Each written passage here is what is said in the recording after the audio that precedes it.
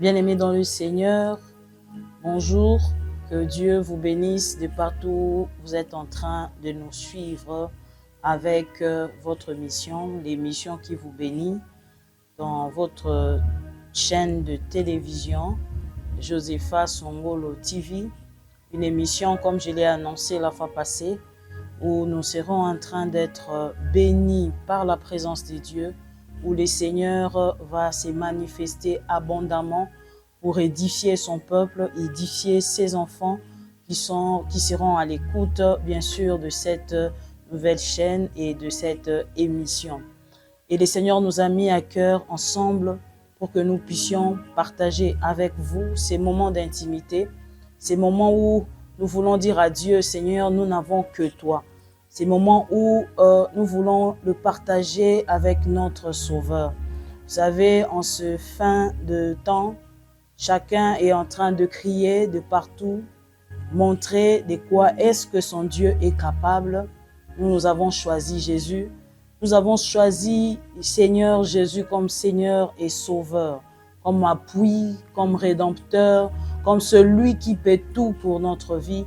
Et moi, je n'ai pas honte de dire que Jésus m'a sauvé. Je n'ai pas honte de le dire. Jésus est mon Père, il est mon Sauveur.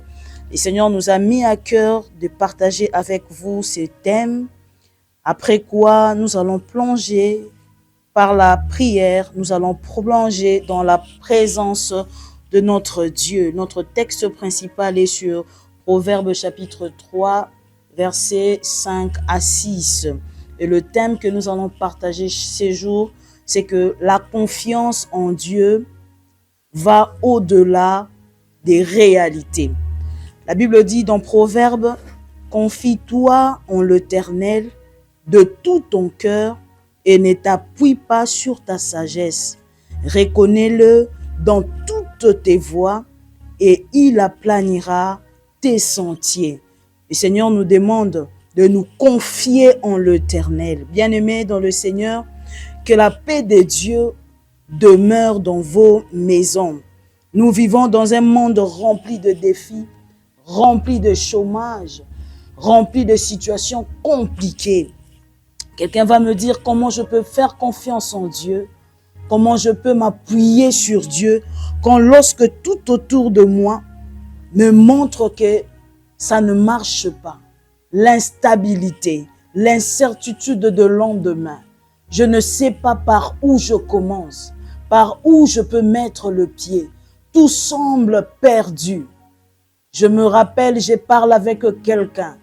Il était en train de me dire, maman, la situation que je traverse me donne raison à ne plus faire confiance en Dieu. Je me redire à quelqu'un, ce peut être une réalité, mais cela n'est pas une vérité. Je me redire à quelqu'un, c'est vrai, le médecin t'en dit que cette situation-là est catastrophique. Le médecin t'en dit, il te reste quelques années de vie. Tu ne vas pas atteindre 2026. D'ailleurs, le battement de ton cœur, d'ailleurs, le tas de ton cœur, tu utilises juste 30% de ton cœur. Bien-aimé, humainement parlant, le médecin peut avoir raison de dire ça. Parce que lorsqu'il regarde le résultat selon les examens, selon le diagnostic qu'il t'a demandé de faire, le médecin a peut-être raison de dire ça. Mais je me redire à quelqu'un qui me suit, je ne sais pas, tu es à l'hôpital, tu es à la maison, tu traverses ces moments compliqués sur ta santé. L'incertitude écrase ta vie maintenant. Tu commences à te dire que je n'arriverai plus. Tu fais même des adieux à tes enfants. Je me redire à cette personne-là de faire confiance en Dieu. Je me redire à ce papa de faire confiance en Dieu. Vous savez, Abraham, la Bible dit qu'il avait dépassé l'âge pour donner à sa femme un enfant. Abraham et Sarah ne pouvaient pas, humainement parlant, ils n'étaient plus en mesure de donner naissance. Mais la Bible dit, Abraham avait cru. Abraham avait cru. Je me redire à quelqu'un, ne perds pas espoir. Garde confiance en Dieu, le maître qui t'a choisi. J'aime là où il dit dans sa parole, il connaît le projet qu'il a formé pour nous. J'aime ce qu'il dit, Dieu connaît le projet qu'il a formé pour toi. C'est vrai que cette situation te donne raison de dire que tu ne peux pas faire confiance en Dieu parce que selon toi, c'est que cette situation devient catastrophique. Mon frère, ma soeur, de là où tu me suis, fais confiance en Dieu. J'aimerais te dire, fais confiance en Dieu. Cela donnera l'impression que voilà, ça ne va pas, c'est fini. Mais je te dis ce matin, fais confiance en Dieu. La Bible nous dit clairement dans le livre de Proverbes, comme nous venons de le lire en ce matin, ne t'appuie pas sur ta sagesse, ne t'appuie pas sur ce que le médecin est en train de te dire, mais appuie-toi sur ce que la parole de Dieu dit. Sans plus tarder, nous allons prendre quelques vérités. Quelques vérités qui vont nous aider à prier ce matin. Quelques vérités qui vont nous aider à entrer dans la présence de Dieu ce matin. Première vérité, c'est que la confiance en Dieu dépasse la logique humaine. La confiance en Dieu dépasse la logique humaine. Alléluia. Abraham, dans Genèse chapitre 15, versets 5 à 6, Abraham a cru en l'Éternel, qu'il lui a imputa justice. Abraham avait plus de 75 ans quand Dieu lui promet une descendance. La logique disait à Abraham que c'est fini, mais Dieu dit, je ferai de toi une grande nation. Pendant que le corps d'Abraham pouvait dire à Abraham que c'est fini, tu n'as plus l'âge, tu as déjà dépassé. Mais le Seigneur dit à Abraham, je ferai de toi une grande nation. Alléluia. Abraham choisit de croire. Choisit de croire en Dieu. Du reste, il n'est pas un homme pour mentir, ni un fils de l'homme pour se repentir. Mon frère, choisis de croire en Dieu. Mon frère, abandonne-toi à Dieu. C'est vrai, comme je le dis, tu as des raisons qui peuvent te pousser à dire que cette situation est catastrophique. Je ne peux pas. Regarde, l'âge est avancé. Je tends vers 40 ans, vers 50 ans. Je ne sais plus avoir des enfants. C'est compliqué pour moi. Le mariage, c'est compliqué pour moi. Je me redire à quelqu'un, faire confiance en Dieu, ça va au-delà de ce que nous voyons, au-delà de réalité, au-delà de ce que tu vis, au-delà de cette situation-là. Croire en Dieu, ça va au-delà de tes pensées, au-delà des réalités qui t'entourent. Bien-aimés, apprenons à faire confiance en Dieu.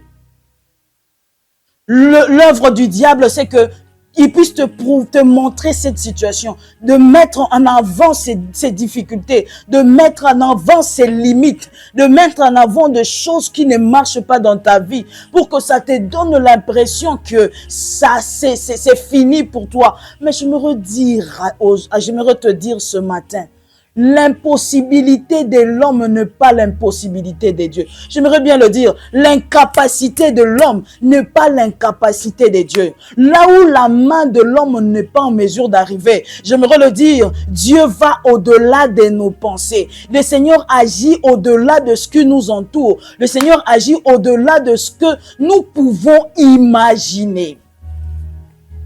Ah, fais confiance en Dieu.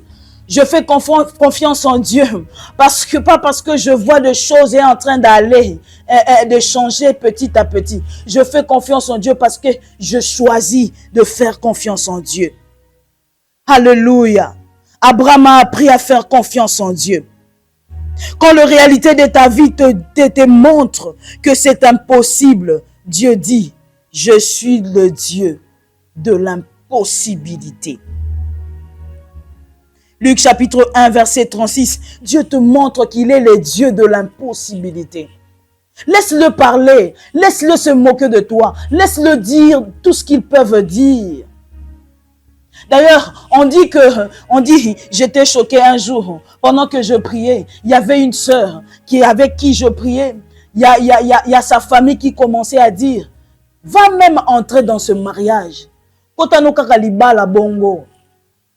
Lukata mobali mokombo vanda nae kaka.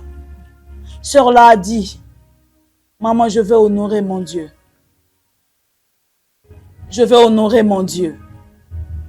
Je me redire à cette sœur, peut-être qu'elle sera en train de me suivre. Ou peut-être que toi, tu es dans cette situation aussi. Ce n'est pas parce que c'est que les hommes sont en train de dire que c'est une vérité. J'aimerais te dire, c'est que Dieu t'a dit, c'est ça la vérité. Et Dieu t'a dit qu'il connaît le projet qu'il a formé pour toi. Laisse-le parler, laisse-le t'insulter. Tu traverses des moments compliqués, les gens se moquent de toi. Tu as étudié, mais tu n'as pas de travail. Tu dois mendier pour manger. Tu dois mendier pour payer le loyer. Tu dois mendier pour vivre. J'aimerais te dire, laisse les gens se moquer de toi. C'est pour un temps. Mais ce que toi, tu dois faire ce matin, apprends à faire confiance en Dieu. Tu commences à te fatiguer. Tu commences à donner raison à ces gens. Le Seigneur te dit ce matin, ne te fatigue pas. Fais-lui encore confiance. Fais-lui encore confiance. Faire confiance en Dieu, c'est dire à Dieu, Seigneur, je ne peux plus. C'est dire à Dieu, Seigneur, je ne suis rien. C'est dire à Dieu, Seigneur, regarde, je n'ai plus de force de continuer.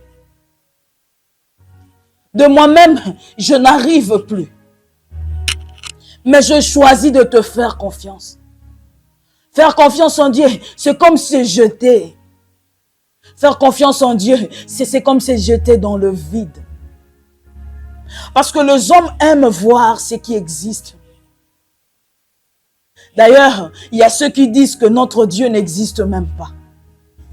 Il y a ceux qui disent que ils sont en train de croire, ils sont en train de croire dans le vide. J'aimerais te dire, toi qui as cru en Jésus, continue à le faire confiance. Toi qui as cru en Jésus, fais-lui confiance. Mets ta foi en Jésus. C'est comme se jeter dans un immeuble très haut. Tu te jettes parce que tu sais au plus profond de ton cœur que ton Dieu est capable de le faire encore. La confiance en Dieu, comme j'étais en train de le dire, la confiance en Dieu dépasse la logique humaine. Deuxièmement, ou deuxième vérité, la confiance en Dieu dépasse les circonstances. Daniel 6, verset 23. Daniel fut retiré de la fosse. Il n'avait aucune blessure parce qu'il avait eu à faire confiance en Dieu. Daniel était jeté dans la fosse au lion. La réalité, Daniel devait mourir. La réalité de Daniel, c'est que les circonstances de Daniel nous ramenaient à la mort de Daniel.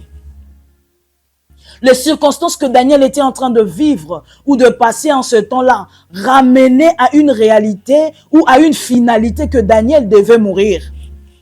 La Bible dit, on a jeté Daniel dans la fosse au lion. Bien aimé, c'était la fosse au lion. Le lion enfamé. On a jeté Daniel. Mais j'aime une chose. Lorsque la réalité montrait à Daniel que la finalité était la mort. J'aime mon Jésus. Là où la mort a cherché à s'imposer, Jésus dit, j'ai gagné la mort. Et Daniel a cru. Voilà pourquoi Daniel a été sauvé. La Bible nous dit que Dieu a fermé la bouche de lion. La mort qu'on est en train d'attendre, je dis à quelqu'un ce matin, ces problèmes-là n'est pas pour t'amener à la mort. Mais ces problèmes-là, c'est pour t'amener à la vie. Peu importe le diagnostic que le médecin t'a posé, peu importe ce que la vie t'a imposé, j'aimerais te dire, cette réalité que tu traverses là, c'est une réalité qui va t'amener à la vie. C'est une réalité qui va amener ta famille à une élévation extraordinaire. Ce matin, j'aimerais dire à quelqu'un, crois encore, fais encore confiance en Dieu. L'arme que le diable utilise souvent pour déstabiliser la vie des enfants de Dieu, c'est que les enfants de Dieu n'arrivent plus à croire. Parce que la foi, c'est ce qui fait en sorte que les choses impossibles deviennent possibles. Je me redire à quelqu'un, lorsque tu entres dans la dimension de la foi, c'est-à-dire que je ne vois pas mais je crois, que celui à qui j'ai cru à la capacité de ramener cette fille à la vie, à la capacité de ramener mon problème à une solution extraordinaire. Je me redire à quelqu'un, le diable combattra toujours ta foi pour que tu n'arrives pas à ramener ou à faire les démonstrations de choses invisibles et la rendre visible. Voilà pourquoi ce matin, je me redire à quelqu'un, crois encore. Continue encore à croire à Jésus. Continue encore à lui faire confiance. C'est fini, oui, je sais. Les enfants n'ont même pas l'argent pour payer le Minerval, je sais. Pendant que les gens disent que tu dois tout faire, je sais, mais continue à faire croire en Dieu. Et lorsque tu crois en Dieu, les résultats sont fantastiques. J'aime Jésus. Lorsqu'on arrive à croire en Jésus, les résultats sont incroyables. C'est seulement ce à qui nous avons cru. Les gens te demanderont pourquoi tu as cru à un Dieu que tu ne vois pas. Je ne sais pas pour vous, mais pour moi, j'ai cru à un Dieu qui m'a protégé. Depuis le sein de ma mère, il dit à Jérémie, je te connais. Je te connaissais depuis que tu étais dans le ventre de ta mère. Ah, ce n'est pas ce problème qui va me clouer. Dieu me connaissait depuis que j'étais dans le ventre de ma mère. Il a eu de projets pour ma vie. Nous autres ici, sans pourtant croire à Jésus, nous sommes rien. Nous sommes rien sans Jésus. Je ne sais pas pour toi. Nous sommes rien sans Jésus. Croire en Jésus a ramené la vie d'une fille. Lorsque tu regardes, humainement parlant, cette fille ne peut pas être dans ce mariage-là. Humainement parlant, quand tu la regardes, tu juges selon l'humain. Tu ne peux pas donner la chance à cette femme-là pour qu'elle puisse entrer dans ce mariage. Nous sommes de la race de ceux-là qu'on n'a pas donné la chance. Nous sommes de la race de ceux-là qui n'ont que Dieu. Nous sommes de la race de ceux-là qui n'ont que Dieu. Ceux à qui, lorsque tu regardes comment est-ce que la famille est, tu regardes comment est-ce que tu as étudié, toi-même tu te rends compte que tu dis, ça c'est Dieu. Toi-même tu te dis, ça c'est le doigt de Dieu. Toi-même tu te dis, sans Dieu je ne pouvais pas arriver ici. Voilà pourquoi tu as raison de croire. Le Dieu qui n'a pas permis que ce problème-là qui est passé puisse te tuer. Bien-aimé, il ne permettra pas que ce problème actuel puisse te tuer. La famille a maudit de génération en génération. Mais toi, tu es sorti vivant.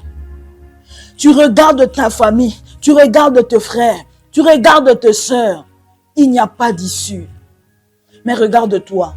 Le Seigneur est en train de t'utiliser. Le Seigneur est en train de marcher avec toi. Même si tu n'es pas encore arrivé. Même si tu n'as pas encore atteint. Bien-aimé dans le Seigneur, c'est pas encore fini. C'est pas encore fini. Tant que Dieu n'a pas dit son dernier mot, c'est pas encore fini. Continue à faire confiance en Dieu. Je m'appuie sur Dieu. Je m'appuie sur Dieu. 1 Samuel chapitre 17 verset 45. David dit à Goliath, tu marches contre moi avec l'épée, la lance et le javelot. Et moi, je marche contre toi au nom de l'Éternel des armées. David avait comme appui Dieu. Il ne pouvait pas compter sur les hommes. Comme toi, par exemple, aujourd'hui, tu traverses des moments compliqués. Tu avais tout qui pouvait te booster. Des amis qui pouvaient te donner de l'emploi. Des connaissances qui pouvaient t'aider. Qui pouvaient te propulser. Parce que tu comptais sur ce directeur-là. Tu avais tellement confiance à ses papas. Tu avais tellement confiance à cette femme. J'aimerais te dire aujourd'hui, ce matin, renouvelle ta confiance en Dieu. David a dit, toi tu marches contre moi avec toutes ces armes-là. Mais moi je viens contre toi avec le nom de l'Éternel des armées. David était sûr. David était sûr que les circonstances dans lesquelles il était en train de traverser, il n'y avait que Dieu qui pouvait le sauver. Il n'y avait que Dieu qui pouvait intervenir dans sa vie. Il n'y avait que Dieu qui pouvait agir dans la vie de David. Même si ton Goliath est plus grand que toi, même si ton Goliath est plus puissant, ta confiance en Dieu renverse tous les géants. Ta confiance en Dieu renverse tous les géants. Que les circonstances de ta vie ne t'amènent pas à croire que c'est plus grand que notre Dieu. J'aimerais le dire aujourd'hui, notre Dieu est beaucoup plus grand que les situations que tu traverses. Notre Dieu est beaucoup plus puissant que le démon de ta famille qui continue à ronger tes enfants. Il est beaucoup plus grand que ton enfant qui commence à perdre la vie, à perdre les valeurs. Dieu est beaucoup plus grand. Les circonstances ne dépassent pas. Que les circonstances, la confiance en Dieu ne dépasse pas les circonstances visibles. Troisième vérité, la confiance en Dieu est une décision, pas une émotion. La confiance en Dieu est une décision, non pas une émotion. C'est-à-dire, je suis sûr que celui qui a fait la promesse est fidèle.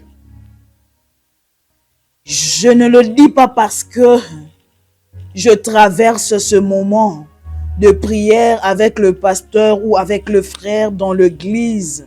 On nous donne des thèmes comme pour croire en Dieu. Non, je le dis parce que je le sais. Je le dis parce que je suis sûr. Et c'est une décision personnelle.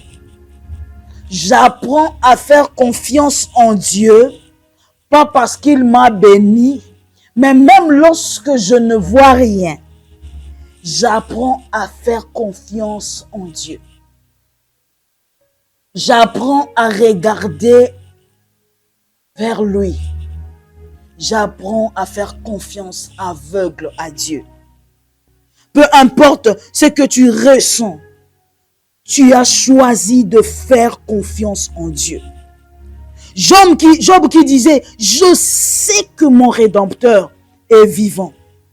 Job avait la certitude, peu importe ce que Job pouvait traverser en ce temps-là.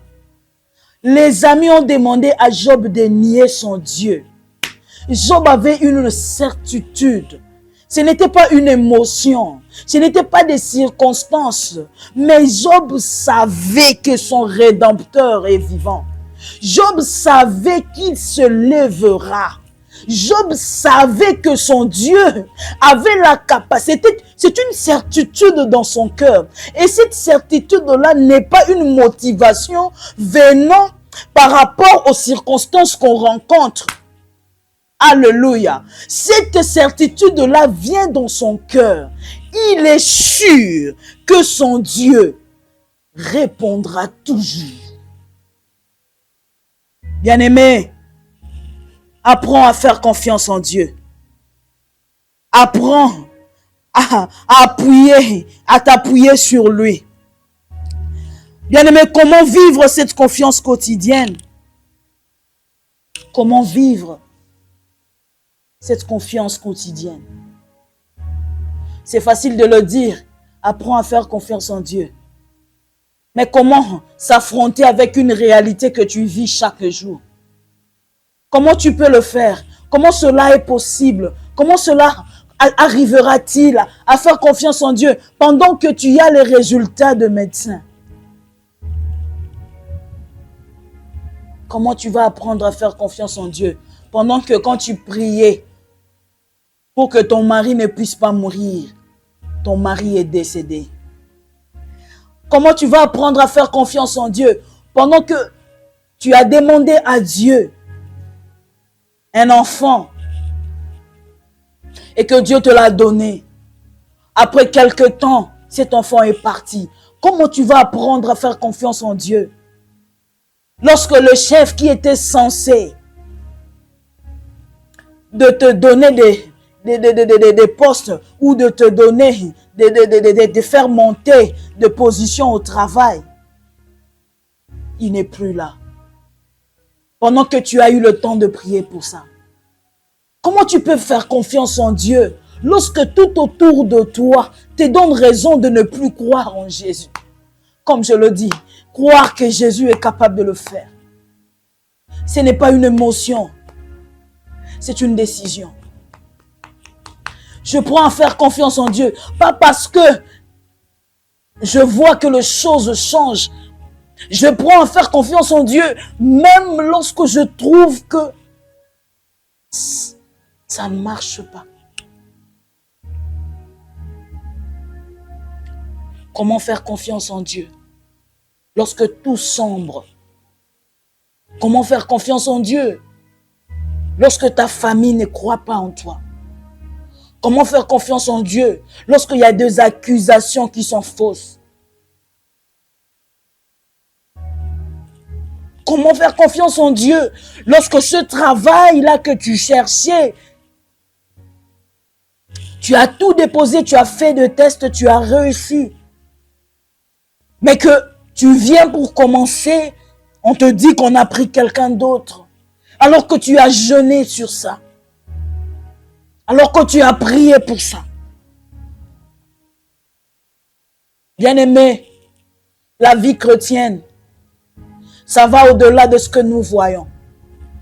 Dieu sait ce qui vaut pour toi. Dieu sait ce qui est le meilleur pour toi.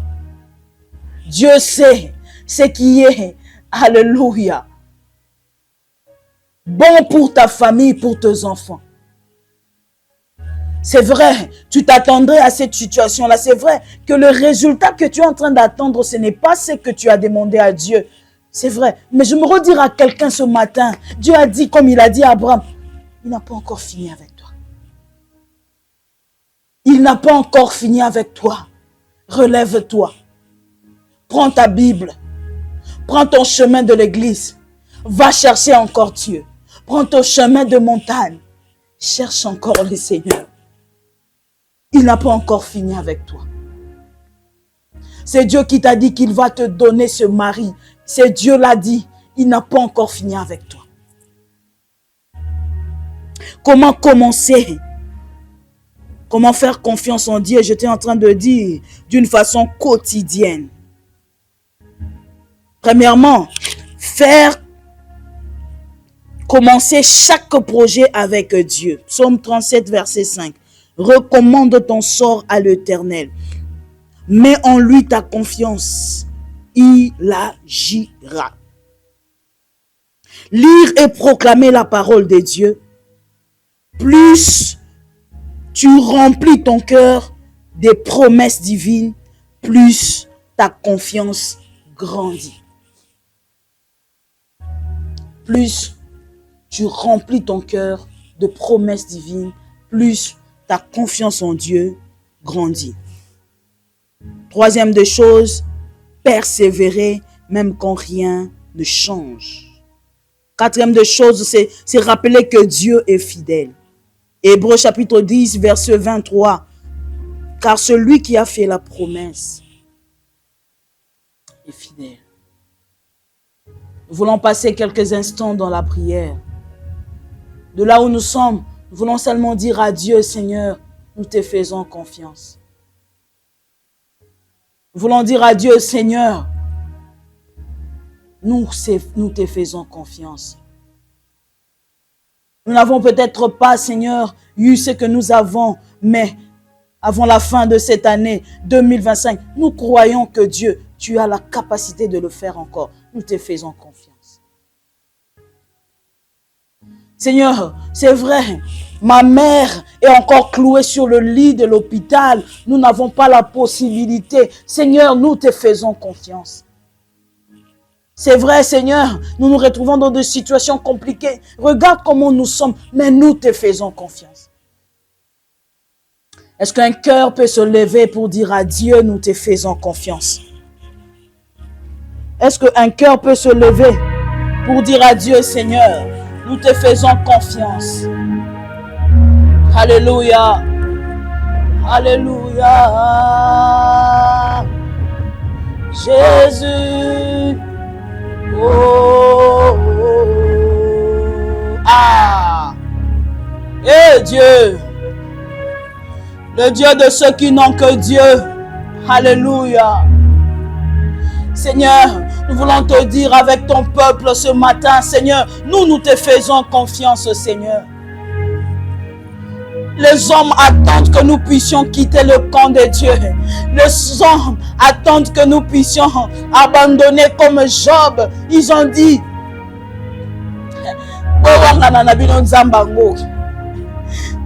les hommes attendent que nous puissions aller toucher aux fétiches.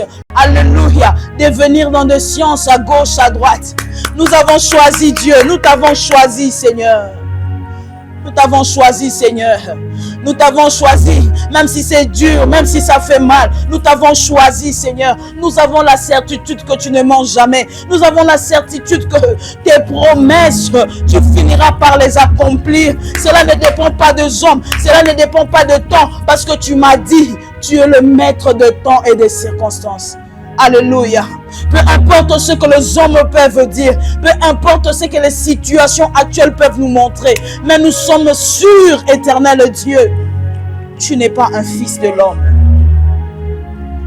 Oh Seigneur, en ce matin, nous voulons te dire, Seigneur, c'est vrai la santé ne répond pas. C'est vrai la santé ne répond pas. C'est vrai, Seigneur, nous n'avons pas encore eu cet enfant, mais nous avons choisi de te faire confiance, Seigneur. Et nous savons, tu n'es pas un homme pour mentir. Hey Dieu, alléluia. À ce cœur rempli veut te dire seulement, je te choisis toi au milieu de plusieurs autres dieux. Mon cœur t'a choisi toi parce que toi tu m'as choisi le premier, parce que toi tu m'as choisi le premier. Tu me connais, Seigneur. Et c'est mon oh ya sala promesse awanga na kate akosa kate. Alléluia. Et c'est mon il a dit qu'il est là. Lorsque les hommes me disent que c'est fini, il vient au même endroit. Il te dit, c'est maintenant que je commence avec toi. Lorsque la sorcellerie de la famille prend tellement de l'ampleur, à tel point que tous les hommes, toutes les femmes de la famille ne peuvent pas se marier. Mais Dieu m'envoie de te dire ce matin, c'est de là où il commence. Il dit avec toi une nouvelle histoire. Il dit avec toi de nouvelles choses. Je m'en fous de savoir quelle est l'attente qui a ôté le mariage dans votre famille. Mais j'aimerais te le dire, celui qui donne de mariage a dit qu'il est capable de le faire encore et encore. Ah! Alléluia! Seigneur, sois béni. Merci pour mon frère qui est en train de me suivre maintenant. Merci Seigneur parce que tu entres dans sa maison. Et tu as dit que tu n'as pas fini avec lui. Tu as dit que c'est maintenant que tu commences avec lui. Tu as dit que c'est avec lui que tu vas changer l'histoire. Ah, il ne comprend peut-être pas, mais tu as dit c'est avec lui que tu vas écrire l'histoire de sa famille. Il ne comprend peut-être pas. Il se dit que ce n'est pas compatible ce que je vis et ce que Dieu dit. Ce n'est pas la même chose. Mais tu as dit, ton choix est sur lui. Gédéon, c'est sur toi. C'est sur toi que je veux commencer. C'est sur toi que je veux commencer. Seigneur, je ne sais pas comment tu vas le faire. Ma famille est la plus petite. Je ne sais pas par où tu commences. Dieu dit, c'est avec toi qu'il va commencer. Il va commencer avec toi pour confondre ceux qui prétendent être forts. Ah, Dieu aime commencer avec de faibles commencements. De choses qui n'ont peut-être pas de sens. Mais c'est ça ce que Dieu aime faire. Merci Seigneur. Merci pour ces instants de restauration. Merci pour ces instants de relèvement. Merci pour ces instants, Seigneur, que tu es en train de rétablir, Seigneur, tes enfants, ton peuple, ô éternel Dieu, dans leur position. Merci, Seigneur, parce que tu relèves cette foi. Merci, Seigneur, parce que tu relèves cet homme, tu relèves cette femme en ces instants de prière. Merci, Seigneur Jésus. C'est dans le nom puissant de Jésus que nous avons prié et nous disons gloire et louange à toi, Seigneur Jésus. Amen. Bien-aimés dans le Seigneur, que Dieu vous bénisse abondamment. C'est la servante de Dieu, Maman Josepha Songolo. Que le Seigneur vous bénisse. Vous qui étiez bénis dans ce moment de prière, de moment de concentration, de moments de supplication à Dieu. Comme je l'ai dit au début de l'émission, nous allons passer des moments comme ça dans votre chaîne abonnez-vous massivement et c'est chaque semaine que nous allons commencer à faire des émissions comme ça pour édifier le peuple des dieux. Vous savez, dans ce temps de la fin, les gens trouvent de plus en plus des excuses pour ne plus croire en Dieu, pour ne plus partager la communion entre frères et sœurs. J'aimerais vous dire, chaque chrétien là où nous sommes, cette émission est pour vous. Lorsque vous vous sentez abattu, vous vous sentez délaissé, entrez sur votre chaîne. Il y aura des moments de bénédiction, il y aura des moments de prière. Que le Seigneur vous bénisse. Abonnez-vous massivement et qu'on se retrouve à la prochaine. Dieu vous bénisse.